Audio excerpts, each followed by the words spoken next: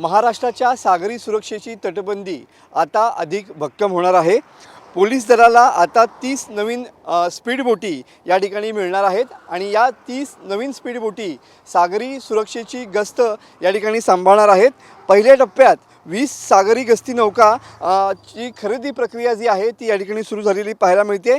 त्याशिवाय 21 डिगी प्रकारच्या बोटी खरेदी करण्यासंदर्भातला प्रस्ताव जो आहे तो पोलीस महासंचालकांनी या ठिकाणी सादर केल्याचं या ठिकाणी पाहायला मिळतंय। राज्याला जवळपास 720 किलोमीटर लांबीचा या ठिकाणी सागरी किनारा लाभलेला आहे, तर 842 किलोमीटर लांबीचा खाडी किनारा या ठिकाणी लाभलेला आहे। सागरी सुरक्षेसाठी सध्या पोलिसांकडे 55 स्पीड बोटी आहेत आणि यांच्या माध्यमातून सध्या सागरी गस्ती घातली जाते। 2008 ते 2012 या कालावधीत या गस्ती नौका ज्या आहेत त्या खरेदी करण्यात आलेल्या होत्या। नवीन स्पीड बोटी पुरवण्यासाठी 3 कंपन्यांची या ठिकाणी निवड करण्यात आलेली पाहायला मिळते आहे।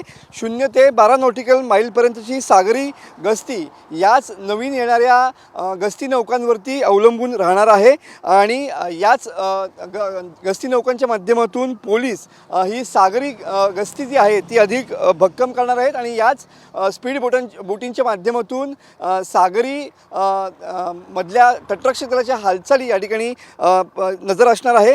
26/11च्या घटनेनंतर सागरी सुरक्षेची तटबंदी ही अधिक मजबूत करण्यासाठी सरकारचा प्रयत्न आहे आणि त्याच अनुषंगानं आता सागरी सुरक्षा भक्कम करण्यासाठीची पावलं जी आहेत ती उचलण्यात येत आहेत। 30 नवीन स्पीड बोटी या पोलीस दलात लवकरच दाखल होतील आणि सागरी सुरक्षा ही अधिक भक्कम होईल।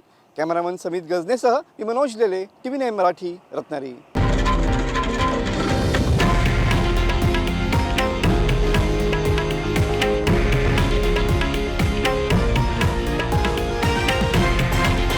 हे आहे देशातील नंबर 1 न्यूज नेटवर्क आणि आपण पाहत आहात TV9 मराठी, एकमेव।